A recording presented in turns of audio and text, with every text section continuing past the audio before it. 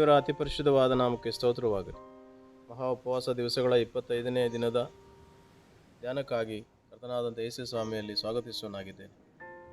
ಈ ದಿನದ ಧ್ಯಾನಕ್ಕಾಗಿ ಆರಿಸಿಕೊಂಡ ಸತ್ಯವೇದ ಭಾಗವು ಪೌಲನು ಗಲಾತ್ಯದವರಿಗೆ ಬರೆದ ಪತ್ರಿಕೆ 6ನೇ ಅಧ್ಯಾಯ ಅದರ 11ರಿಂದ 16 ತನಕ ಇರುವ ವಚನಗಳು.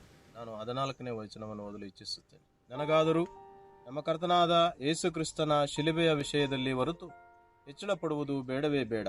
ಆತನ ಮೂಲಕ ಲೋಕವು ಶಿಲುಬೆಗೆ ಹಾಕಿಸಿಕೊಂಡು ನನ್ನ ಪಾಲಿಗೆ ಸತ್ತಿತು, ನಾನು ಶಿಲುಬೆಗೆ ಹಾಕಿಸಿಕೊಂಡು ಲೋಕದ ಪಾಲಿಗೆ ಸತ್ಯನು ಎಂಬುದು.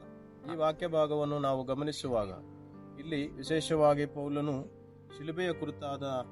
ಶಿಲುಬೆಗೆ ಏರಿಸಿದ ಕ್ರಿಸ್ತನ ಕುರಿತಾದ ವಿಚಾರವನ್ನು ನಮಗೆ ತಿಳಿಸಲ್ಪಡ್ತಾ ಇದ್ದಾನೆ.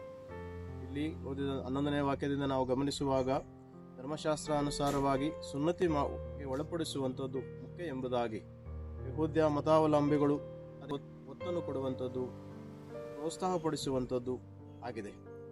ಈ ಸುನ್ನತಿಗೆ ಒಳಪಡಿಸುವಂತಹ ವಿಚಾರವು ಇಲ್ಲಿ ಇವರಿಗೆ ಒಂದು ವ್ಯಕ್ತಿಗತ, ಲೌಕಿಕವಾದ, ಶಾರೀರಿಕವಾದ ವಿಚಾರಗಳಿಗೆ ಸಂಬಂಧಪಟ್ಟಿದ್ದಾಗಿದೆ. ಸುನ್ನತಿಗೆ ಒಳಪಟ್ಟು ಕ್ರಿಸ್ತಿಯ ಜೀವನದಲ್ಲಿ ಬರಬೇಕು ಎಂಬುದಾಗಿ ಅವರು ಒತ್ತಾಯಪಡಿಸುತ್ತಿರುತ್ತಾರೆ. ಅದರ ಮೂಲಕವಾಗಿ ಅವರು ಬಯಸ್ತಾ ಇರುವಂತಹ ಈ ಲೌಕಿಕವಾದ ಮಾನ, ಗೌರವ, ಬಹುಮಾನ ಪಡೆಯಲು, ವಿಶೇಷವಾಗಿ ಶಿಲುಬೆಯ ದೆಸೆಯಿಂದ ಬರುವಂಥ ಹಿಂಸೆಯನ್ನು ತಪ್ಪಿಸಿಕೊಳ್ಳುವಂಥ ಒಂದು ವಿಚಾರಕ್ಕಾಗಿ ಅವರು ಬಹಳ ಪ್ರೋತ್ಸಾಹಪಡಿಸುವಂಥವರಾಗಿದ್ದರು. ಇಲ್ಲಿ ಧರ್ಮಶಾಸ್ತ್ರಾನುಸಾರವಾಗಿ ಕ್ರಿಸ್ತಿಯ ಜೀವನಕ್ಕೆ ಬರಬೇಕಾದರೆ ಅದಕ್ಕೆ ನಮ್ಮನ್ನು ಪಾಪಕ್ಕೆ ಗುಲಾಮರನ್ನಾಗಿ ಮಾಡುವಂಥ ಒಂದು ವಿಚಾರವಾಗಿದೆ ಎಂಬುದಾಗಿ ಪೌಲನು ಒತ್ತಿ ಹೇಳುವನಾಗಿದ್ದಾನೆ. ಈ ಲೌಕಿಕವಾದ ವಿಚಾರಗಳಿಗೆ ಅನುಸಾರವಾಗಿ ಜೀವಿಸುವಂಥದ್ದು ಅಲ್ಲ ಕ್ರಿಸ್ತಿಯ ಜೀವನ ಎಂಬುದಾಗಿ ಇಲ್ಲಿ ನಾವು ಅರ್ಥ ಮಾಡಿಕೊಳ್ಳಬೇಕು. ಪೌಲನು ಅದನ್ನೇ ಪ್ರಚುರಪಡಿಸ್ತಾ ಇರುವಂಥದ್ದು. ಮತ್ತೆ ಎರಡನೇ ವಿಚಾರ, ನಾವು ಶಿಲುಬೆಗೆ ಏರಿಸಿದ ಕ್ರಿಸ್ತನನ್ನು ದೃಷ್ಟಿಸಿ ನೋಡುವಂಥದ್ದು ಆಗಿದೆ ಇವತ್ತಿನ ವಿಚಾರ. ಅಂದರೆ ಕ್ರಿಸ್ತನನ್ನು ದೃಷ್ಟಿಸಿ ನೋಡುವಂಥದ್ದು ಎಂಬುದಾಗಿ ಇಲ್ಲಿ ನಾವು ಅರ್ಥ ಮಾಡಿಕೊಳ್ಳುವುದಕ್ಕೆ ಪೂರಕವಾದಂಥ ವಿಚಾರವೇ ಇಲ್ಲಿ 15ನೇ ವಚನದಲ್ಲಿ ಹೊಸ ಸೃಷ್ಟಿಯೇ ಬೇಕು ಎಂಬುದಾಗಿ ಹೇಳಲ್ಪಡ್ತಾ ಇದೆ. ಅದರ ಅರ್ಥ ನಾವು ಹೊಸ ಸೃಷ್ಟಿಯಾಗಿ, ಇಲ್ಲವೇ ನಿತ್ಯ ಜೀವನ ಪಡೆಯಲು ನಾವು ಹೊಸದಾಗಿ ಹುಟ್ಟಬೇಕು ಎಂಬುದಾಗಿ ಯೋಹಾನ ಬರೆದ ಸುವಾರ್ತೆ 3ನೇ ಅಧ್ಯಾಯದಲ್ಲಿ ಹೇಳುವ ಪ್ರಕಾರವಾಗಿ ಕ್ರಿಸ್ತನು ಶಿಲುಬೆಗೆ ಏರಿಸಿದಂಥ ಕ್ರಿಸ್ತನ ಮೂಲಕವಾಗಿ ನಮ್ಮ ಜೀವನದಲ್ಲಿ ನಾವು ಹೊಸ ಜೀವನವನ್ನು, ಹೊಸ ಸೃಷ್ಟಿಯಾಗಿ ಹೊರಹೊಮ್ಮಲು ಕ್ರಿಸ್ತನ ಶಿಲುಬೆಗೆ ಏರಿಸಿದಂಥ ವಿಚಾರವು ಬಹಳ ಮುಖ್ಯವಾದದ್ದು ಎಂಬುದಾಗಿ ಇಲ್ಲಿ ನಾವು ಅರ್ಥ ಮಾಡಿಕೊಳ್ಳಬೇಕು. ಹೊಸದಾಗಿ ಹುಟ್ಟುವುದು ಎಂಬುದಾಗಿ ಹೇಳಿದರೆ ನಾವು ನಮ್ಮ ಪಾಪದಿಂದ ಬಿಡುಗಡೆಯನ್ನು ಹೊಂದುವಂಥದ್ದಾಗಿದೆ. ದೇವರ ಪ್ರೀತಿಯನ್ನು ನಾವು ಅರ್ಥ ಮಾಡಿಕೊಳ್ಳುವಂಥ ವಿಚಾರವಾಗಿದೆ ಎಂಬುದಾಗಿ ಇಲ್ಲಿ ನಾವು ಅರ್ಥ ಮಾಡಿಕೊಳ್ಳಬೇಕು. 14 ಮತ್ತು 15ನೇ ವಚನದಲ್ಲಿ ನೋಡುವ ಹಾಗೆ ಹೊಸ ಸೃಷ್ಟಿಯೇ ಬೇಕು ಎಂಬುದಾಗಿ ಹೇಳಿದರೆ ಕೆಟ್ಟವರನ್ನು ಒಳ್ಳೆಯವರನ್ನಾಗಿ ಮಾಡುವ, ಪಾಪಕ್ಕೆ ದಾಸರಾಗಿರುವ ನಮ್ಮನ್ನು ದೇವರ ಮಕ್ಕಳಾಗುವಂತೆ ಮಾಡುವಂಥ ಬಲ ಶಿಲುಬೆಗೆ ಏರಿಸಲ್ಪಟ್ಟಂಥ ಕ್ರಿಸ್ತನಲ್ಲಿ ಮಾತ್ರ ಸಾಧ್ಯ ಎಂಬುದಾಗಿ ಇಲ್ಲಿ ನಾವು ಅರ್ಥ ಮಾಡಿಕೊಳ್ಳಬೇಕಾಗಿದೆ. ಆವಾಗ ನಮ್ಮ ಜೀವನದಲ್ಲಿ ನಿತ್ಯ ಜೀವವನ್ನು ಪಡೆಯಲು ಸಾಧ್ಯವಾಗುತ್ತದೆ.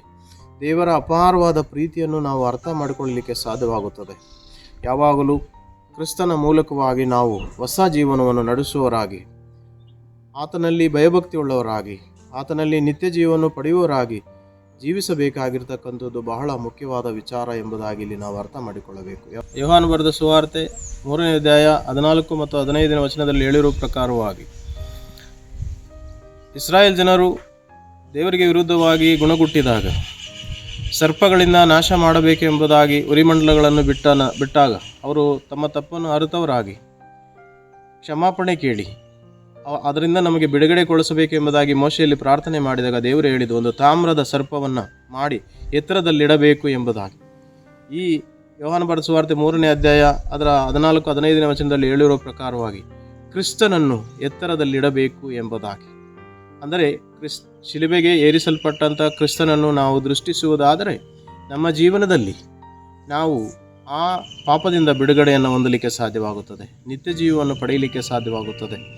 ಕ್ರಿಸ್ತಿಯ ಜೀವನದಲ್ಲಿ ನಮಗೆ ಸಿಗಬೇಕಾಗಿರತಕ್ಕಂಥ ಎಲ್ಲ ಆತ್ಮಿಕವಾದ ಆಶೀರ್ವಾದಗಳನ್ನು ಹೊಂದಲಿಕ್ಕೆ ಸಾಧ್ಯವಾಗುತ್ತದೆ ಎಂಬುದಾಗಿ ನಾವು ಅರ್ಥ ಮಾಡಿಕೊಳ್ಳಬೇಕಾಗುತ್ತದೆ. ಇದರಲ್ಲಿ ಎಲ್ಲದರಲ್ಲಿ ಮುಖ್ಯವಾದಂಥ ವಿಚಾರ ಶಿಲುಬೆಗೆ ಏರಿಸಲ್ಪಟ್ಟಂಥ ಕ್ರಿಸ್ತನನ್ನು ದೃಷ್ಟಿಸುವುದು, ಆತನ ಮಕ್ಕಳಾಗಿ, ವಿಶ್ವಾಸಿಗಳಾಗಿ ನಾವು ಕರ್ತವ್ಯಪೂರ್ವಕವಾಗಿ ಮಾಡಬೇಕಾಗಿರತಕ್ಕಂಥದ್ದು ಬಹಳ ಮುಖ್ಯವಾದ ವಿಚಾರ ಎಂಬುದಾಗಿ ನಾವು ಅರ್ಥ ಮಾಡಿಕೊಳ್ಳಬೇಕು. ಆ ನಿಟ್ಟಿನಲ್ಲಿ ಸರ್ವಶಕ್ತನಾದ ದೇವರು ಪವಿತ್ರಾತ್ಮನ ಮೂಲಕವಾಗಿ ನಮ್ಮೆಲ್ಲರನ್ನು ಬಲಪಡಿಸಿ ಆಶೀರ್ವದಿಸಿ ಆತನ ಶಿಲುಬೆಯ ಮಾರ್ಗದಲ್ಲಿ ನಮ್ಮೆಲ್ಲರನ್ನು ಸದಾಕಾಲ ನಡೆಸಲಿ ಎಂಬುದಾಗಿ ನಾನು ಪ್ರಾರ್ಥಿಸುವನಾಗಿ.